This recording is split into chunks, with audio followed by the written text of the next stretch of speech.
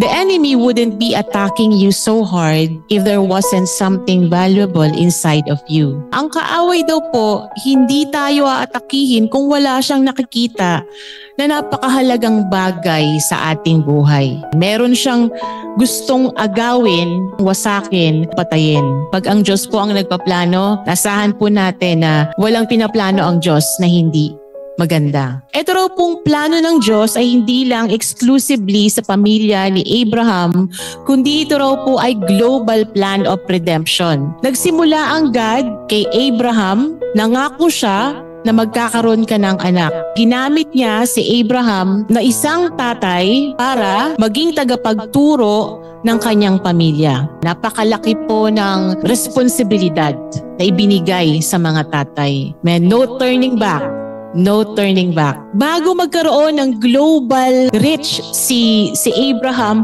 kailangan munang makita niya na successful yung kanyang mga anak. Naituro ko na ba sa aking mga anak kung paano manalangin, magbasa ng Bible, mag-ikapu, rumispeto? Ang unang mission po natin ay sa loob po ng ating tahanan. Tayuan natin yung pagiging leader natin ng ating tahanan. Yan ang mandate sa atin ng Panginoon bago natin i-lead ang iba. Kung ikaw pa lang ang nandiyan, nakakilala sa Panginoon, hindi nagkamali ang Diyos sa pagtawag sa iyo.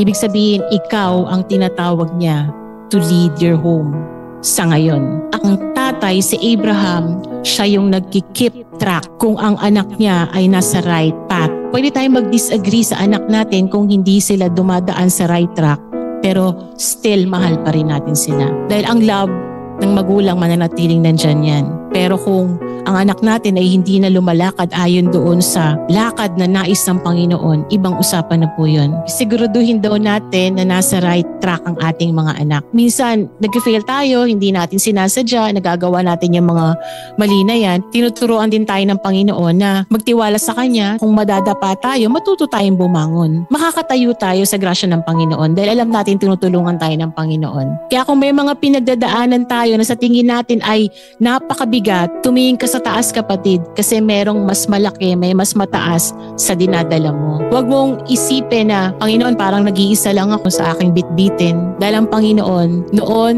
ngayon at magpakailanman siya ay tapat. Ang ating pamilya ay pagpapala na nagmumula sa Panginoon. At huwag nating hayaan na basta lang yan nakawin ng sirkumstansya, comment ng tao, negative thoughts. Huwag nating hayaan na nakawin sa atin yung kayamanan, yung regalo na ibinigay ng Panginoon sa atin.